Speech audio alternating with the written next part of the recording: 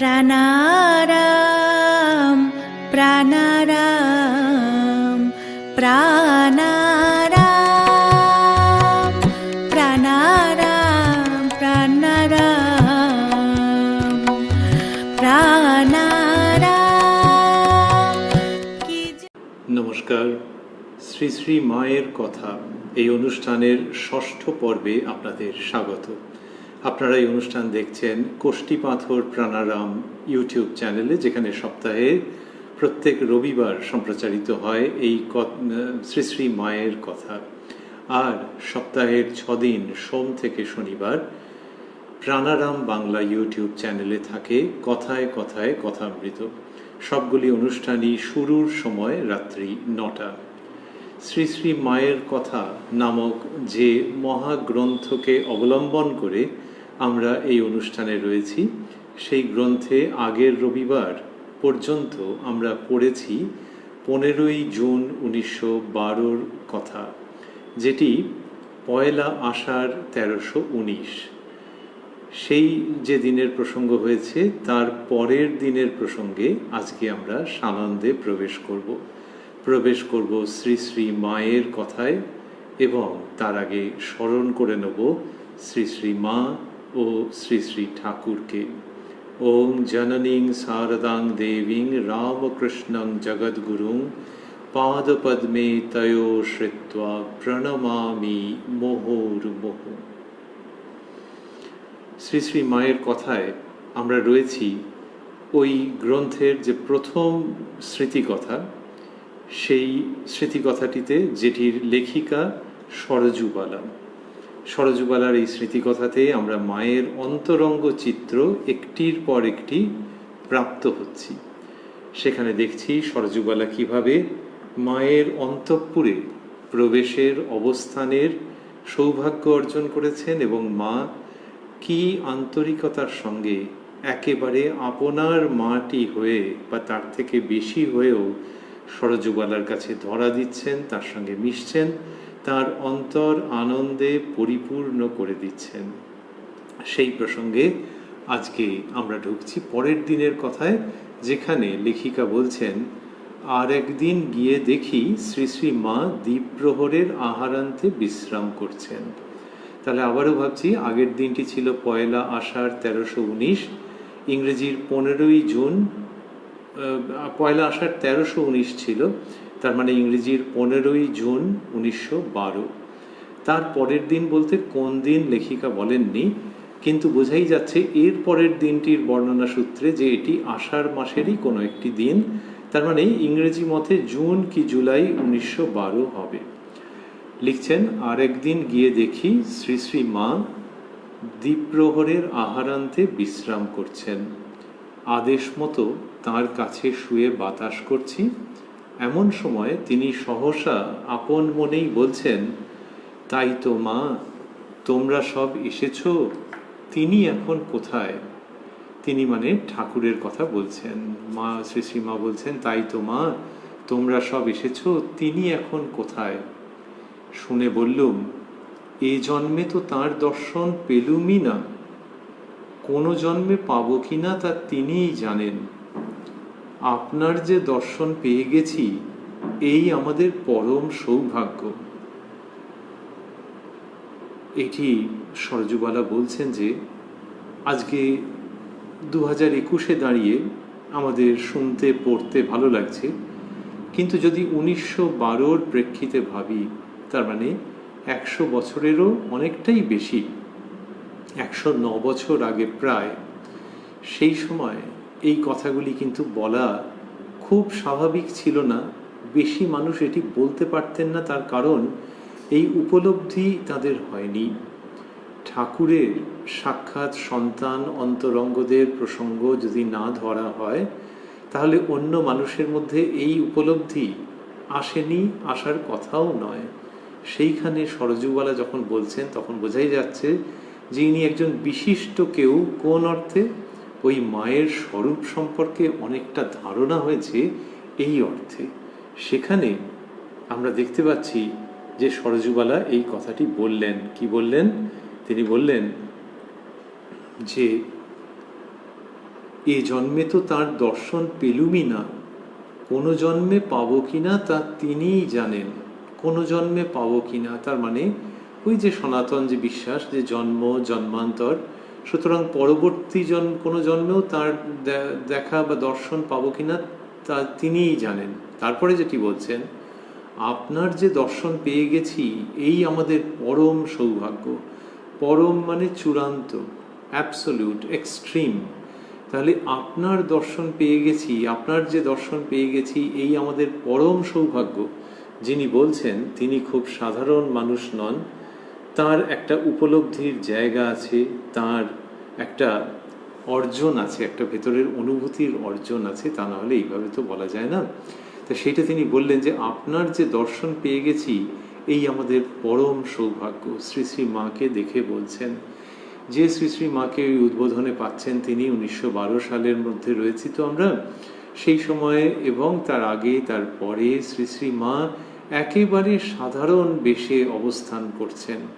তিনি রামকৃষ্ণ পরমহংসদেবের ধর্মপত্নী, এটি মানুষজন জানেন, কিন্তু ব্যাস ওই পর্যন্ত। কিন্তু শ্রী শ্রী মা নিজেকে কোনোভাবে ধরা দেন না। তিনি সাধারণের থেকেও সাধারণভাবে থাকেন, বেশভূষা একেবারে পরিচিত পল্লী রমণীর মতো, কথাবার্তার মধ্যে গ্রামের টান রয়েছে, সমাধি ইত্যাদি ঐশ্বর্যের প্রকাশ নেই, সত্যগুণের ঐশ্বর্যের প্রকাশ নেই। কথা শুনলে এমনিতে মন জুড়িয়ে যায়, কিন্তু ওই রকম মন জুড়িয়ে দেওয়া কথা তো অনেকের মুখ থেকেই নির্গত হতে পারে। তাহলে তাকে কিরকম মনে হতে পারে? তাকে মনে হতে পারে যে একজন ধর্মপ্রাণ মহিলা, খুব বড় একজন সাধিকা। কিন্তু শ্রীরামকৃষ্ণ 1912 সালে যখন শ্রীরামকৃষ্ণের কথা ভাবা হচ্ছে, যখন তাঁর দেহাবসানের 26 বছর হয়ে গেছে, 1886-তে তাঁর দেহাবসান, তাহলে সেই 26 বছর বাদে যখন শ্রীরামকৃষ্ণের কথা ভাবা হচ্ছে, কেউ যখন শ্রীরামকৃষ্ণ সম্পর্কে ভাবছেন, তার সম্পর্কে আলোচনা করছেন, মনে মনে তাকে চিন্তা করছেন, তখন তো শ্রীরামকৃষ্ণকে ভগবান বা অবতার সেই স্তরের বলেই বুঝছেন। তার আগে বোঝেননি নাকি? ওই যে সমসাময়িক কালে তো সবাই ধরতে পারেন না, ধরতে পারার কথাও নয়, কাল অতিক্রমের সঙ্গে সঙ্গে ওটি হয়। তাহলে শ্রীরামকৃষ্ণকে যখন ভগবান বলে ভাবছেন, তখন জননী শারদামণিকে ভগবতী ভাবাটা কিন্তু সহজ ছিল না। তিনি নিজে ভাবতে দেননি, তিনি জননী কিন্তু তিনি ভগবতী, এইটা তিনি চেপে রেখে দিয়েছেন। কেন? যাতে ভগবতী ভেবে, ঈশ্বরী স্বয়ং অবতীর্ণা হয়েছেন এটি ভেবে লোকে আবার দূরে দূরে না থাকে। মেয়ে পুরুষ সকলকে তিনি কাছে আসতে দিচ্ছেন, তাদেরকে আপনার বলে গ্রহণ করছেন নিজের মাটি হয়ে, এবং তারাও সেইভাবে, মহিলারা তার সঙ্গে সুখ দুঃখের কথা বলছেন, পুরুষ মানুষও ভাবছেন যে একেবারে নিজের মা জননী। একটা স্নেহ, সেই স্নেহের মধ্যে দিয়ে যেন একটা কোন অপার্থিব ভাব উঁকি মেরে যাচ্ছে, যেটিকে ঠিক ধরা যাচ্ছে না, অধরা মাধুর্যের একটা আভাস রয়েছে তার মধ্যে, কিন্তু দৈবী ভাব পরিস্ফুট হচ্ছে না, তিনি হতে দিচ্ছেন না। সেই সময় যদি কেউ এই কথাটি বলেন যে আপনার যে দর্শন পেয়ে গেছি এই আমাদের পরম সৌভাগ্য, তখন এটিকে আলাদা আলোকে দেখতে ইচ্ছে করে এবং দেখাটি সঙ্গত। তার কারণ প্রসঙ্গটি হচ্ছে শ্রীরামকৃষ্ণের সঙ্গে তুলনা মুখে, যে ঠাকুরের দর্শন পেলেন না, মা নিজেই এটি বললেন যে তাই তো মা তোমরা সব এসেছো, তিনি এখন কোথায়? এই যে ঠাকুরের অদর্শন জনিত যে শূন্যতা, সেটির প্রসঙ্গ যখন শ্রী শ্রী মা নিজেই তুলছেন, তখন সেখানে আপনার দর্শন পেয়ে গেছি এই আমাদের পরম সৌভাগ্য যিনি বলছেন, তিনি একটা উচ্চ অবস্থা লাভ করেছেন মায়ের এবং ঠাকুরের কৃপায়, তাতে সন্দেহ নেই। আবারও ভাবছি 1912-তে এই কথা উচ্চারিত হচ্ছে। স্বামী অভেদানন্দজি মহারাজ শ্রী শ্রী মা সম্পর্কে স্তোত্রে লিখেছেন, লজ্জা পটাবৃতা, লজ্জার দ্বারা নিজেকে, লজ্জার বস্ত্রের দ্বারা যেন তিনি নিজেকে আবৃত করে রেখেছেন। সত্যি সত্যি মায়ের মুখের সামনে দীর্ঘ ঘোমটা থাকতো, আর ঘোমটা তো অনেকেই দিতেন, কিন্তু অভেদানন্দজির ওইটি বলবার উদ্দেশ্য হচ্ছে যে নিজের দৈবী স্বরূপকেও তিনি ঢেকে রেখে দিয়েছেন, কিন্তু একটা লজ্জার আবরণের মতো দেখাচ্ছে। এই যে অপূর্ব দৈবী লীলা, সেইখানে ভাবছি যে ওই আবরণ স্বেচ্ছায় টেনে রাখা সত্ত্বেও এই ভক্ত মহিলা, এই ভক্ত মেয়ে যখন বলছেন যে আপনার যে দর্শন পেয়ে গেছি এই আমাদের পরম সৌভাগ্য, তখন এর সৌভাগ্যটিও আমাদের নজরে আসছে। আর ভাবছি যে এই রকম কারুর মাধ্যমে শ্রী শ্রী মায়ের দৈবী স্বরূপের উচ্চারণ হয়েছে। এবং দেখব এক্ষেত্রে এই যে আমরা রয়েছি 1912 জুন জুলাই মাসের মতো একটা কোনো মাসের একটা কোনো তারিখে, এক্ষেত্রে মায়ের সমর্থন আসছে কীরকম। লেখিকা লিখছেন যখন তিনি বললেন যে আপনার যে দর্শন পেয়ে গেছি এই আমাদের পরম সৌভাগ্য, তারপর লেখিকা লিখছেন শ্রী শ্রী মা বললেন তা বটে। এই যে তা বটে শ্রী শ্রী মা বলছেন, এটিও একটি দুর্লভ ক্ষেত্র যেখানে কিনা এই ভক্ত মেয়ের ওই অন্তরের উপলব্ধি জাত কাতর ব্যাকুলতাপূর্ণ স্নেহ মিশ্রিত নিবেদনের ভঙ্গিতে উচ্চারিত কথার উত্তরে শ্রী শ্রী মা বলছেন তা বটে, যে তিনি ওই উক্তিটিকে সমর্থন করছেন, ওই উক্তিটিকে অনুমোদন করছেন। আপনার যে দর্শন পেয়ে গেছি এই আমাদের পরম সৌভাগ্য, মা বলছেন তা বটে। এটা তিনি সর্বত্র বলতেন না, কিন্তু এখানে যখন বলছেন তখন চমৎকৃত হওয়ার মতো ঘটনা। লেখিকা লিখছেন সবসময় ভাবতে লাগলুম কি ভাগ্য যে এই কথাটি স্বীকার করলেন। সবসময়ই তো দেখি নিজের কথা চেপে যান। তাহলে নিজের কথা মা বলেন না, তিনি বলেন ঠাকুরই সব। আর এখানে বলছেন তা বটে, যখন বলছেন আপনার যে দর্শন পেয়ে গেছি এই আমাদের পরম সৌভাগ্য। দর্শন পেয়ে গেছি, it's a chance meeting, it's a chance vision. By chance I have seen you. এই যে এই একটা চান্স, মানে এই জন্মে যে আপনার দর্শন পেয়ে গেলাম। কত কত জন্ম বৃথা গেছে, কিন্তু এই জন্মে যে আপনার দর্শন পেয়ে গেলাম। এইরকম যখন কেউ কোনো বাড়িতে গেলেন, সেখানে গিয়ে কড়া নেড়েছেন, দরজা খুলে গেল, দেখা গেল একজন বিশেষ কেউ রয়েছেন, আর এই আপনার দর্শন পাবো এ তো ভাবতেই পারেনি। দর্শন লোকে বলে না, বলে আপনাকে যে দেখতে পাবো, আপনার সঙ্গে দেখা হয়ে যাবে, ভাবতেই পারেনি। সেই রকম এই লেখিকা কোন দরজায় কোন করাঘাত করেছিলেন আমরা তো জানি না, কিন্তু মায়ের দর্শন পেয়েছেন। আবার মায়ের শ্রীমুখে ওই উক্তির সমর্থন পেয়েছেন। তিনি বলছেন ভাবতে লাগলুম কি ভাগ্য যে এই কথাটি স্বীকার করলেন। সবসময় তো দেখি নিজের কথা চেপে যান।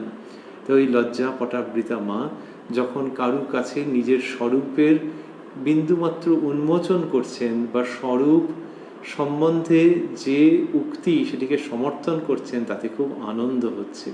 গানে আছে সদানন্দ সুখে ভাসে শ্যামা যদি ফিরে চায়।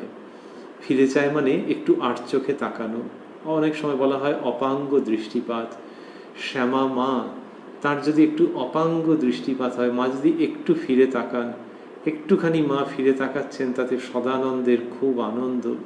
পদকর্তা লিখছেন সদানন্দ সুখে ভাসে, তার মানে সুখের সাগরে সে ভাসতে থাকে। এফার্টলেস ফ্লোটিং, কি আনন্দ, কি আনন্দ, সুখের সাগরে ভাসছি, ডুবে যাওয়ার আশঙ্কা নেই। এবং এই রকম আনন্দের অনুভূতি আর অন্য কিছুর সঙ্গে তুলনীয় নয়। সুখের সাগরে ভেসে যাচ্ছি যদি শ্যামা মা ফিরে তাকান। সদানন্দ সুখে ভাসে শ্যামা যদি ফিরে চায়। একটা চকিত দর্শন। তাহলে এই জগৎ জীবন, তার ভ্রুকুটি, তার ভয়, তার আশঙ্কা, তার অনিশ্চয়তা সমস্ত খণ্ড বিখণ্ড চূর্ণ বিচূর্ণ হয়ে যায় এবং সদানন্দ সুখে ভাসতে থাকেন। সেই রকম লেখিকার অবস্থা যখন ওইটি হচ্ছে, যে ভাবতে লাগলুম কি ভাগ্য যে এই কথাটি স্বীকার করলেন। সবসময়ই তো দেখি নিজের কথা চেপে যান। তাহলে ওই যে মা যে নিজের স্বরূপের সম্পর্কে ওই উক্তিকে স্বীকার করেছেন, তখন কি আনন্দ হচ্ছে তার, যে ওই শ্যামা যদি ফিরে চায়। একটুখানি চকিত দর্শন। সেই রকম মায়ের এই চকিত উক্তি তা বটে। মায়ের মানে কোন মা? মা শারদা আবার তাঁরই পতিদেবতা শ্রীরামকৃষ্ণের ঘোষণা মতো যে মা মন্দিরে আছেন ইনি তিনিই। তাহলে যে মা মন্দিরে আছেন তার জন্যে পদকর্তা লিখেছেন তার কথা ভেবে শ্যামা যদি ফিরে চায়। আর এই মা যখন একটুর মধ্যে বললেন তা বটে, তখন লেখিকা আহ্লাদিত হয়ে যাচ্ছেন। আমরাও ভাবছি যে আমরা যে এটির সন্ধান পাচ্ছি এও কম কথা নয়। ওই যে সরজুবালা বলছেন যে ভাবতে লাগলুম কি ভাগ্য যে এ কথাটি স্বীকার করলেন, তেমনি আমাদেরও ভাগ্য। আমাদের নিজেদের কতটুকুনি বা সাধ্য, আমাদের নিজেদের কতটুকুনি ক্ষমতা, কতটুকুনি অর্জন যে শ্রী শ্রী মায়ের স্বরূপ সম্পর্কে আমরা অবগত হই। কিন্তু এই মায়ের কথা বই আমরা যখন পড়ছি, পড়ে কারুর কাছে ব্যাখ্যা করি, কারুর সঙ্গে আলোচনা করি, না করি, নিজের মনে যখন আমরা যে কেউ পড়ছি এবং we are coming across this golden lines, এই অপূর্ব উক্তি যখন আমরা পাচ্ছি যেখানে মা বলছেন তা বটে, তখন তো লেখিকার মতোই আমরা ভাবছি যে কি ভাগ্য, কি ভাগ্য যে এই কথাটি আমরা শুনতে পাচ্ছি সেই তার কাছ থেকে যিনি নিজের স্বরূপ কি তার ধারে কাছে কোনো উক্তি এলে সেটিকে চাপা দিয়ে দেন। তো মা যখন এটি বলছেন তখন এটি শুনেও ভালো লাগে। শ্রবণ মঙ্গলম, শ্রীরামকৃষ্ণের যে শ্রীমুখের উক্তি সেই সম্পর্কে গোপী গীতা থেকে উদ্ধৃত করেছেন কথামৃতকার শ্রীযুক্ত মহেন্দ্রনাথ গুপ্ত বা শ্রীম বা মাস্টার মহাশয়, এবং লিখেছেন তব কথামৃতং তপ্ত জীবনং কবিভিদীড়িতং কল্মষাপহং শ্রবণমঙ্গলং শ্রীমদাততং ভুবি গৃণন্তি ইয়ে ভূরিদা জনাঃ। শ্রবণমঙ্গলং, এটি শ্রবণেই মঙ্গল হয়। তেমনি আমাদেরও যখন এই শ্রী শ্রী মায়ের কথা বা শ্রী শ্রী মায়ের কথামৃত শ্রবণ করছি, মা বলছেন তা বটে, যুক্তাক্ষর বর্জিত, জটিলতা বর্জিত, অন্য অভিপ্রায় বর্জিত এই রকম উক্তি তা বটে, তখন মনে হচ্ছে যে এটি শুনলে মঙ্গল আছে। সেই শ্রবণ মঙ্গল শ্রী শ্রী মায়ের কথামৃতের মধ্যে আমরা অবস্থান করছি। লেখিকা লিখছেন, মায়ের কাছে কত রকমের গোপনীয় কথা যে থাকতে পারে হাবা আমি তা তখন বুঝতে পারতুম না। জানবই বা কেমন করে, মার কাছে তখন অল্প দিন মাত্র যাচ্ছি বই তো নয়। আমরা দেখেছি যে অল্প আগে মায়ের কাছে প্রথম দিন গেছেন, আমরা এই অনুষ্ঠানের মধ্যে সেইখান থেকেই আছি, এই শ্রী শ্রী মায়ের কথার প্রথম পর্বে সেটি রয়েছে। তা বলছেন যে জানবই বা কেমন করে, মার কাছে তখন অল্প দিন মাত্র যাচ্ছি বই তো নয়। সেজন্য মার বাড়িতে পৌঁছে তাকে দেখতে না পেলে আসবার অপেক্ষা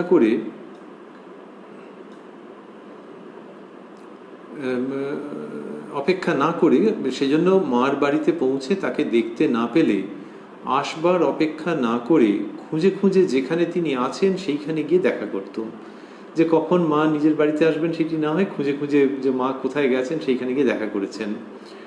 তা একদিন বিকালবেলা বেশ সুশ্রী দুটি বউ মাকে তার ঘরের উত্তরের বারান্দায় নিয়ে গিয়ে গোপনে কি বলছেন, এমন সময় আমি মাকে দেখতে একেবারে সেইখানে গিয়ে হাজির। ওই মায়ের তো প্রাইভেসি বলে কিছু ছিল না, যে আর এই ভক্ত মহিলা পুরুষদের সঙ্গে ছিল যে ব্যবধান ছিল, নির্দিষ্ট সময় ছিল মাকে দর্শন করবার, কিন্তু এই ভক্ত মহিলা কিছু ব্যাপারই নেই। তো তিনি গিয়ে হাজির হয়েছেন যে দেখি মা কোথায় আছে। গিয়ে দেখছেন ওরা রয়েছেন দুজন। শুনতে পেলুম মা তাদের বলছেন ঠাকুরের কাছে মনের কথা জানিয়ে প্রার্থনা করবে, প্রাণের ব্যথা কেঁদে বলবে, দেখবে তিনি একেবারে কোলে বসিয়ে দেবেন। এইরকমভাবে মা তাদের কোনো একটা অসুবিধে আছে সেইটি মায়ের কাছে ব্যক্ত করেছেন। মা তখন ঠাকুরের কাছে ওইরকম কেঁদে কেঁদে প্রার্থনা করবার কথা বলছেন, এবং লেখিকা বললেন মায়ের কাছে কত লোকের কত রকমের গোপনীয় কথা যে থাকতে পারে হাবা আমি তা তখন বুঝতে পারতুম না। এরকম নিজের সম্পর্কে লিখছেন। এটা ওই শব্দটি ব্যবহার করলেন কেন? ব্যবহার করছেন এই জন্যে যে মায়ের যে কি শক্তি সেইটা যখন পরবর্তীকালে বুঝছেন তখন মনে হচ্ছে আরে প্রথম দিকে কিছু ধরতেই পারিনি, আর লোকে বলে কম বয়স্ক কাউকে হলে যে তুই আচ্ছা হাবা তো ধরতে পারছিস না। তো লেখিকা নিজের সম্বন্ধে নিজে বলছেন, এটা আমাদের কাছে অন্য রকমের আনন্দ এবং একটা সমর্থন নিয়ে আসছে, একটা সাদৃশ্য নিয়ে আসছে, সাদৃশ্যপূর্ণ সমর্থন আনছে কিসের সঙ্গে? শ্রীরামকৃষ্ণের উক্তির সঙ্গে। তো এই যে লেখিকা বলছেন যে আমি বুঝতে পারিনি যে তার মানে মায়ের কাছে এইরকম সব গোপন কথা বলছেন, মানে মায়ের সেই ক্ষমতা রয়েছে, মায়ের কাছে সেগুলি বলবার নিশ্চয়ই কোনো উদ্দেশ্য আছে যে মা সেগুলিকে অ্যাড্রেস করতে পারেন। আমি আগে বুঝতেই পারিনি। তাহলে উনি আগে কি বুঝেছেন? বুঝেছেন যে নিজের মা, তার সঙ্গে গিয়ে সুখ দুঃখের কথা হচ্ছে, মায়ের মধ্যে এমন একটা কিছু আছে যে মায়ের প্রতি খুব আকর্ষণ হচ্ছে, ধর্ম জীবনের দিকে মা এগিয়ে দিচ্ছেন, এই সব হলো। কিন্তু তিনি তার মধ্যে যে বিশেষ কিছু আছে সেগুলো আগে বুঝতেই পারেনি। শ্রীরামকৃষ্ণ বলছেন ও ছাই চাপা বেড়াল। ছাই চাপা যখন আছে তখন বুঝতেই পারা যাবে না, ধর্ম করে যদি ওঠে তখন বোঝা যাবে ও মা ওখানে একটা বেড়াল ছিল শুয়ে। ছাই চাপা বেড়াল। আবার অনেক সময় গায়ের রং হয়তো মিশে গেছে, সেটাই বেশি কারণ যে মিশে যাওয়ার জন্য আর বোঝা যাচ্ছে না। তাহলে ওই যে আছে কিন্তু বুঝতে পারা যাচ্ছে না। শ্রীরামকৃষ্ণ বলছেন নিজের সহধর্মিনী সম্বন্ধে, সহধর্মিনী সম্বন্ধে এই ধরনের উক্তি এমনিতে পাওয়া যায় না, খুব ব্যতিক্রমী এবং খুব গুরুত্বপূর্ণ তাৎপর্যমণ্ডিত উক্তি। ও ছাই চাপা বেড়াল। এবং সেইটি যেমন বুঝতে পারা যাচ্ছে না, যখন সেই প্রাণীটি ধর্ম করে উঠলো, লোকে বললে এ মা বুঝতেই পারিনি, তার মানে আমার চোখ টোক সব রয়েছে, আমি ভেবেছি কি পড়ে আছে, বুঝতেই পারিনি। সেই রকমভাবে মায়ের যে ঐশী শক্তি সেটি যখন ধীরে ধীরে উন্মোচিত হচ্ছে, তখন লেখিকার তো নিজের সম্বন্ধে ওরকমই মনে হচ্ছে, হাবা আমি তা তখন বুঝতে পারতুম না। ওই শব্দটা আসছে, এটা আমাদের ভালো লাগছে যে এখানে লেখিকার প্রতি আমাদের আরও শ্রদ্ধা হচ্ছে। বা এর সঙ্গে ওই শ্রীরামকৃষ্ণের উক্তিত্ব সাদৃশ্য দেখতে পাচ্ছি যে ছাই চাপা বেড়াল, তাই জন্যে এই লেখিকা এখানে বিস্মিত হয়ে যাচ্ছেন, নিজের ওপরেই যেন কীরকম রাগ ধরছে, কিছুটা সংকুচিত হয়ে যাচ্ছেন যে আমি ধরতে পারিনি। শ্রীরামকৃষ্ণ তো আগেই বলে গেছেন, কিন্তু লেখিকা তখন হয়তো জানতেন না ঠাকুরের কথা। এখন আমরা যেরকম জানি সেই 1912-তে কি সবাই সব জানতেন নাকি? আর জানলেও সেটা একরকমভাবে জানা। আর এখানে যখন উনি দেখছেন যে আরে কত লোক সব নিজের মনের গোপন কথা বলছেন, তাহলে মার যে শক্তি, তখন তো নিজের মতো করেই প্রতিক্রিয়া আসছে। আমাদের আনন্দ হচ্ছে ঠাকুরের উক্তির এইরকম দৃষ্টান্তকে উল্লিখিত হতে দেখে। গৌরী মা এসেছেন, লেখিকা লিখছেন গৌরী মা এসেছেন, তাকে একটু ঠাকুরের কথা বলতে অনুরোধ করায় তিনি বললেন আমি ঠাকুরের কাছে অনেক আগে গিয়েছিলুম।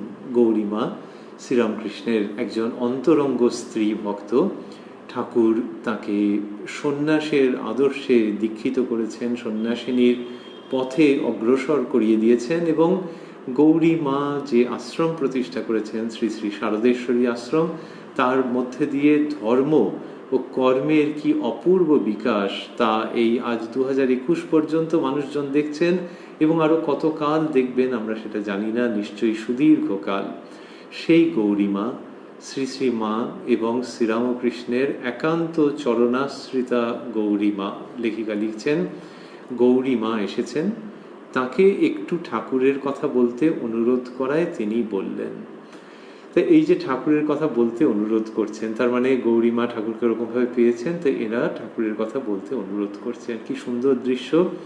ওই 26 বছর আগে ঠাকুরের দেহাবসান, দেহের অবসান। তো দেহের অবসান যার 26 বছর আগে, তার সম্পর্কে বলতে বলা হচ্ছে দেহাবসান। আর শ্রীরামকৃষ্ণ তিনি স্বয়ং উপস্থিত রয়েছেন। শ্রী শ্রী মা তিনি যখন ওই সদবার চিহ্ন খুলে ফেলতে যাচ্ছিলেন, তখন ঠাকুর তাকে দেখা দিলেন, দিয়ে বললেন যে আমি কি চলে গেছি নাকি, যেমন এ ঘর আর ও ঘর, এইরকম ভাবে শ্রীরামকৃষ্ণ বললেন। তখন শ্রী শ্রী মা সেই সমস্ত চিহ্ন পুরো ত্যাগ করলেন না, কাপড়ে একটু রঙিন লাল পাড়, সামান্য একটু লাল পাড়, এইসব তিনি পরতেন। তো ঠাকুর তো রয়েছেন, প্রত্যক্ষভাবে রয়েছেন, এতটাই প্রত্যক্ষ যে স্বামীর দেহাবসান হওয়া সত্ত্বেও এই সহধর্মিনী জননী শারদামণি তিনি ওই রকম বস্ত্র পরে থাকছেন সেকালে। তাহলে ওই ঠাকুরকে দেখা, আমরা এমনি বলি দর্শন, আর এইখানে দর্শন দেখা সব মিলে টিলে যাচ্ছে। ওই যে ঠাকুর নরেন্দ্রনাথকে বলেছিলেন তোমায় যেরকম দেখছি তার থেকেও স্পষ্টভাবে তাকে দেখেছি, তো এই তো মনে হয় যে দেহের মধ্যে যে শ্রীরামকৃষ্ণ তার থেকেও স্পষ্টভাবে বোধহয় শ্রী শ্রী মা তাকে দেখেছিলেন বা দর্শন করেছিলেন, সেই জন্য ওই রকম সমস্ত ধারণ করে রইলেন এবং ওই সধবার চিহ্ন সব পুরোপুরি ত্যাগ করলেন না। সেই শ্রীরামকৃষ্ণ যেভাবে জীবন্ত, প্রত্যক্ষ রূপে জীবন্ত, সূক্ষ্ম শরীরে জীবন্ত, যখন 1912 সালে গৌরী মাকে তার কথা বলতে বলা হচ্ছে, তখন আমাদের ভাবতে ইচ্ছে করে যে গৌরী মা বলছেন, এরা সব শুনছেন, শ্রী শ্রী মা রয়েছেন, তিনি শুনছেন এবং শ্রীরামকৃষ্ণ শ্রবণ করছেন। সুতরাং গৌরী মা যাই বলুন না কেন, অল্প অল্প একটু একটু বলছেন, হয়তো বিভিন্ন দিনে জিজ্ঞাসা করেছেন এরা গৌরী মার কাছে, কত মানুষ জানতে চেয়েছেন ঠাকুরের কথা, তো তিনি যখন বলছেন তখন যার কথা বলছেন তিনি হৃষ্টচিত্তে শ্রবণ করছেন। এটি ভাবতে যে আনন্দ, সেটিকে নিয়ে আমরা দেখছি বা শুনছি যে লেখিকা লিখছেন তাকে একটু ঠাকুরের কথা বলতে অনুরোধ করায় তিনি বললেন, আমি ঠাকুরের কাছে অনেক আগে গিয়েছিলাম, তারপর আর সকলে আসতে লাগলেন, এই নরেন কালী এদের ছোট দেখেছি। এই বলে হয়তো আরো কিছু বলেছেন গৌরীমা, জানি না আমরা, কিন্তু লেখিকা এই প্রসঙ্গগুলির উল্লেখ করলেন। কি অন্তরঙ্গ সমস্ত প্রসঙ্গ। বেলা বেশি নেই দেখে আর অধিক কথা হলো না, মানে মোটামুটি এরকমই হয়েছে, বেলা বেশি নেই দেখে আর অধিক কথা হলো না। মাকে প্রণাম করে গৌরীমা বিদায় নিলেন। আমাকেও যেতে হবে।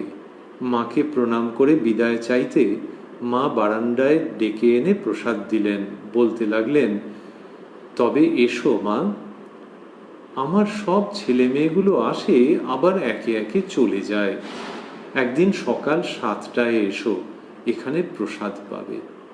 কি সুন্দর উক্তি, যে এইভাবে করে বলছেন শ্রী শ্রী মা, এইভাবে করে বলছেন। এবং সেখানে আমরা দেখছি যে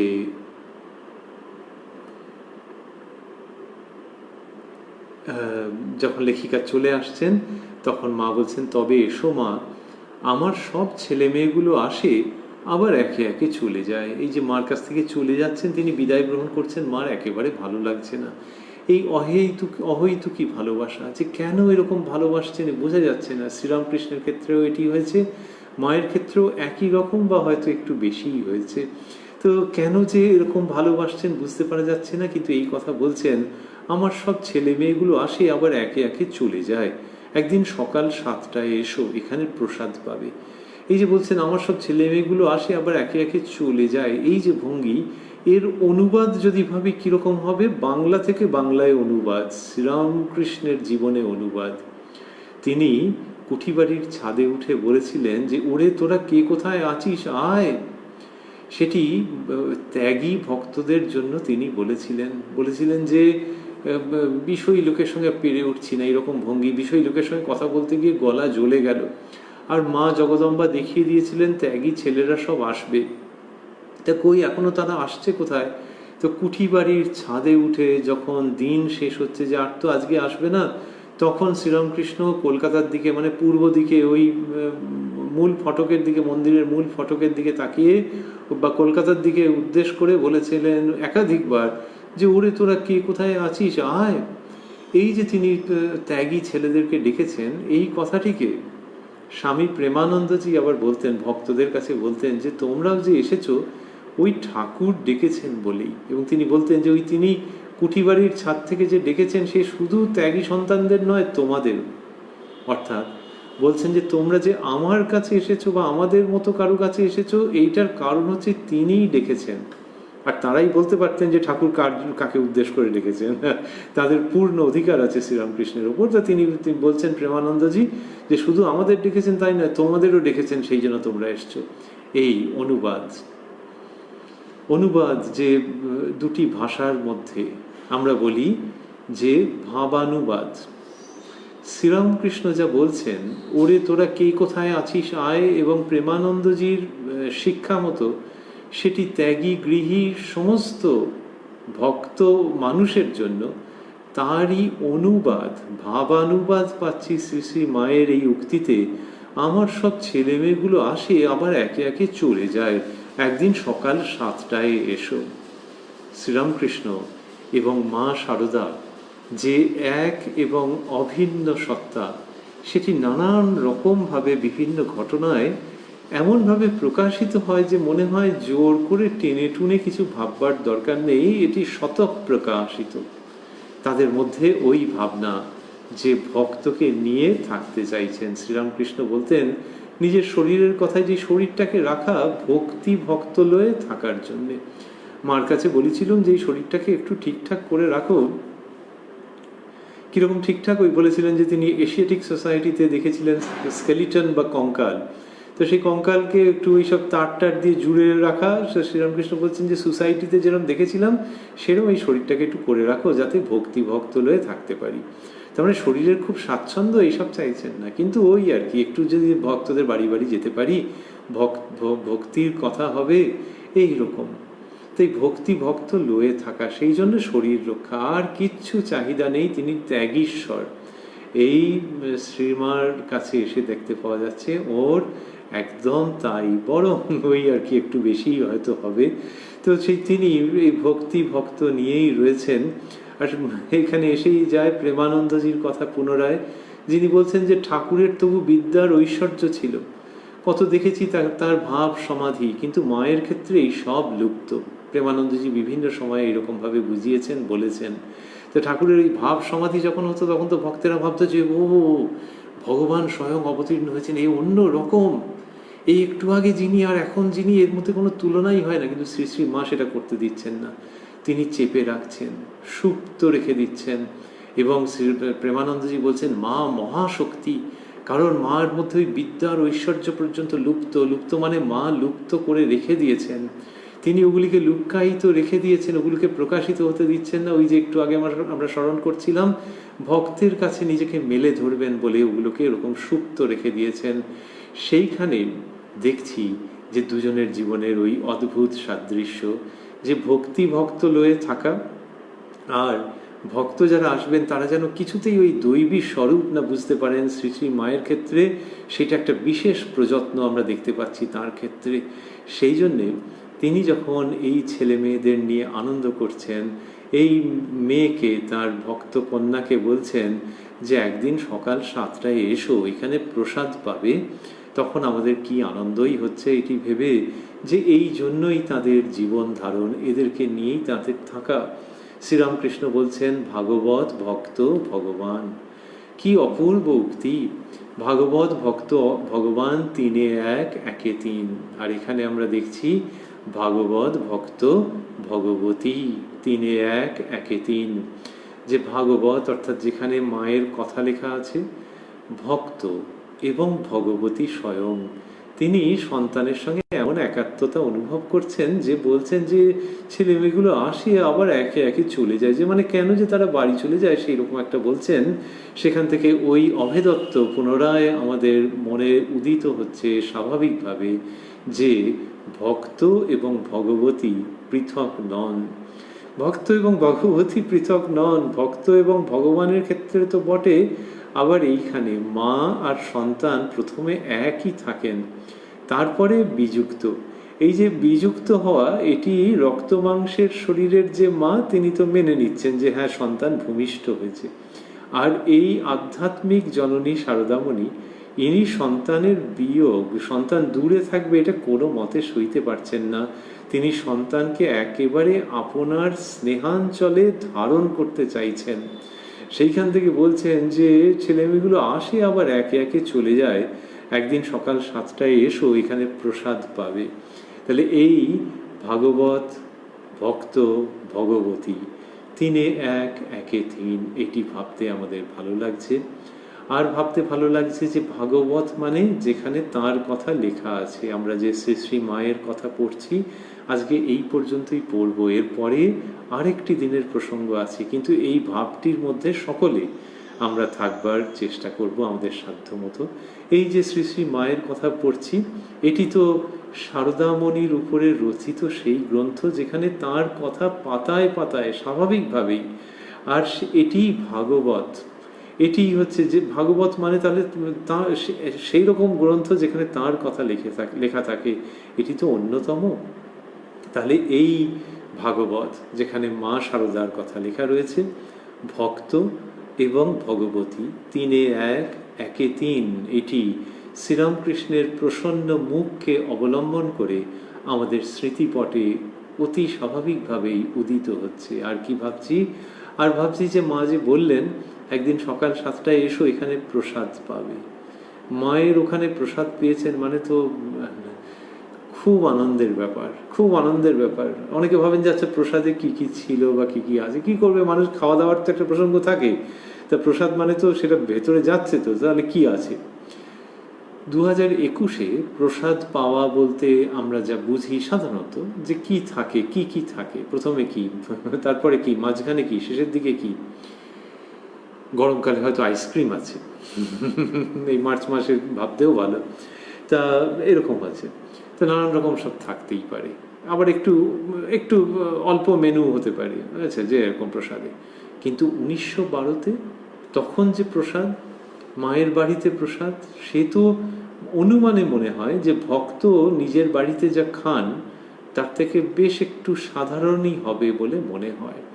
কারণ তখন রামকৃষ্ণ সংঘ, সেখানে কোথায় আর্থিক সামর্থ্য, তার ঢের পরে আর্থিক সামর্থ্য ভালো ছিল না, সেটি জানা যায়। যে দুবেলা ঠিক পেট ভরে সেরকম হয়ে উঠত না, এর ঢের পরেও। তাহলে 1912-তে প্রসাদ পাওয়া বলতে যে বেশ একটা, বেশ অনেকটা খেয়ে খেয়ে তারপরে ঢেকুর তুলে এরকম তো নয়। কিন্তু ওই অনেকটা খেয়ে একেবারে খুব ভরপেট খেয়ে ঢেকুর তোলা, তার থেকে যেটা অনেক বেশি, সেটা একালে সেকালে সবকালেই সেইটি পূর্ণ মাত্রায় যে শ্রী শ্রী মায়ের প্রসাদ, শ্রীরামকৃষ্ণের প্রসাদ। এমনিতে বলা হয় প্রসাদ কণিকা মাত্র, মানে কণিকা মাত্র গ্রহণ করলেই তার থেকেই তুমি তার সব আনন্দ পাবে। অন্যভাবে ভাবলে যে প্রসাদ মানে যে অনেকটা একসঙ্গে খেয়ে ফেললাম উদরপূর্তির জন্য, এইভাবে ঠিক ভেবো না। যদি উদরপূর্তির জন্য খেলে গ্রহণ করলে ঠিক আছে, কিন্তু ওইটা উদ্দেশ্য নয় যে অনেকটা খেয়ে ফেললাম, যতটা খেতে পারি তার থেকেও বেশি, ওই রকমভাবে ভেবো না। কণিকা মাত্র এইরকম ভাবে বলা হয়েছে, প্রসাদ কণিকা মাত্র। তা তখন 1912-তে কণিকা মাত্র না হলেও তার কাছাকাছি। কি কি আছে সে আর আলাদা করে আলোচ্য নয়, কতটা পরিমাণে ওই ঠিক আছে মোটামুটি। তাহলে আমরা যে জন্য এটি ভাবছি সেটি হচ্ছে যে আসল আনন্দ হচ্ছে যে মা গ্রহণ করেছেন, ঠাকুর গ্রহণ করেছেন। সেই রকম যদি একটু ভাত, একটু ডাল আর তরকারি যদি হয়, তাহলে সেটা অমৃত, অমৃত এবং শুধুই অমৃত। সেই প্রসাদ এরা পেয়েছেন, মা সেই প্রসাদের কথা বলছেন যে এখানে প্রসাদ পাবে। আমরা সেই প্রসাদের মাহাত্ম্য নতুন করে বুঝতে চাইছি, নতুন করে আস্বাদন করতে চাইছি, নতুন করে অনুধাবন করতে চাইছি, এবং ভাবছি যে আমাদেরও খুব সৌভাগ্য। কারণ ওই যে বলছিলাম আমরা যে পরিমাণের দিক থেকে কিছু প্রসঙ্গ না তোলাই ভালো, এবং সেটি গৌণ অবান্তরও বটে। আসলে হচ্ছে ওই আনন্দ, মা ঠাকুরের স্পর্শপুত, মা ঠাকুরের আস্বাদিত বস্তু পুনরায় গ্রহণ করা। তাঁরা যেটি প্রসন্ন হয়ে গ্রহণ করেছেন সেটি তো প্রসাদে পরিণত হয়। তাহলে সেই প্রসাদ যখন পাওয়া যাচ্ছে তখন হচ্ছে আসল আধ্যাত্মিক আনন্দ। আমরা রয়েছি উদ্বোধন কার্যালয়ে প্রকাশিত শ্রী শ্রী মায়ের কথার 13 পৃষ্ঠায়, রয়েছি 1912 সালের আষাঢ়, জুন জুলাই মাসে, যেটি 1319-এর আষাঢ় মাস। আর আজকের অনুষ্ঠান শেষ করতে করতে ভাবছি শ্রী শ্রী মায়ের কথা সম্প্রচারিত হচ্ছে কোষ্ঠী পাথর প্রাণারাম ইউটিউব চ্যানেলে প্রত্যেক রবিবার, এবং সপ্তাহের 6 দিন সোম থেকে শনিবার প্রাণারাম বাংলা ইউটিউব চ্যানেলে থাকে কথায় কথায় কথামৃত। সবগুলি অনুষ্ঠানই শুরুর সময় রাত্রি 9টা। আর শেষ করতে করতে আজকের দিনের অনুষ্ঠান এটি ভেবে নিয়ে যে শ্রী শ্রী মায়ের কৃপায় আমরা আবারও মিলিত হব সামনের রবিবার এই অনুষ্ঠানে, যেখানে শুরুর সময় রাত্রি 9টা, কোষ্ঠী পাথর প্রাণারাম ইউটিউব চ্যানেলে। আর শেষ করতে করতে ভাবছি, এই যে মা বললেন এখানে প্রসাদ পাবে, আমরা যখন মায়ের কথা পড়ছি শুনছি, ওই শোনা পড়া আলোচনা করা সবগুলোই হচ্ছে মায়ের কৃপায়। কারণ ওই যে লেখিকা বললেন না যে কীরকম হাবা ছিলুম, তা এই যে সেটা সত্যি সত্যি তো মায়ের স্বরূপ তো তিনি ধরতে পারছেন না। যখন ধরতে পারছেন কতকটা তখন ওই রকম অবাক হয়ে যাচ্ছেন আর ভেবে সংকুচিত হচ্ছেন যে ওটা ধরতে পারিনি। তা সেই মা, সেই সর্ব ঐশ্বর্যশালিনী মা, সর্বগুণান্বিতা মা, ব্রহ্ম সনাতনী মা, তাঁর কথা আমরা নিজেদের সাধ্যে শুনতে পারি, নিজেদের সাধ্যে পড়তে পারি, যদি না তিনি প্রসন্ন হয়ে সেটি শোনবার পড়বার সুযোগ করে দেন। সেটি যখন তিনি করে দিচ্ছেন তখন অতি বিনীতভাবে সমস্ত অহংবোধ ত্যাগ করে আমরা ভাবতে চাইছি যে আজও তাঁর কৃপায় তাঁর প্রসাদ আমরা লাভ করছি। এই প্রসাদ জিভ দিয়ে খেয়ে পেটে হজম করার বস্তু নয়, এই প্রসাদ হচ্ছে অন্তরে অন্তরে চেটেপুটে গ্রহণ করবার মতো ঈশ্বরীয় বস্তু, ভগবত আনন্দ, অনির্বচনীয় মাতৃ সুধা স্নেহ। সেই প্রসাদ শ্রী শ্রী মায়ের আশীর্বাদে, ভগবান শ্রীরামকৃষ্ণের কৃপায় আমরা লাভ করে নিজেদেরকে ধন্য এবং কৃতার্থ বোধ করছি। ওং জননীং শারদাং দেবীং রামকৃষ্ণং জগদ্গুরুং পাদপদ্মে তয়ো শ্রিত্বা প্রণমামি মুহুর্মুহু। রাম প্রাণারাম প্রাণারাম প্রাণারাম প্রাণারাম প্রাণারাম। কি যেন লুকানো নামে তাই মিষ্ট এত তব নাম। প্রাণারাম প্রাণারাম প্রাণারাম প্রাণারাম প্রাণ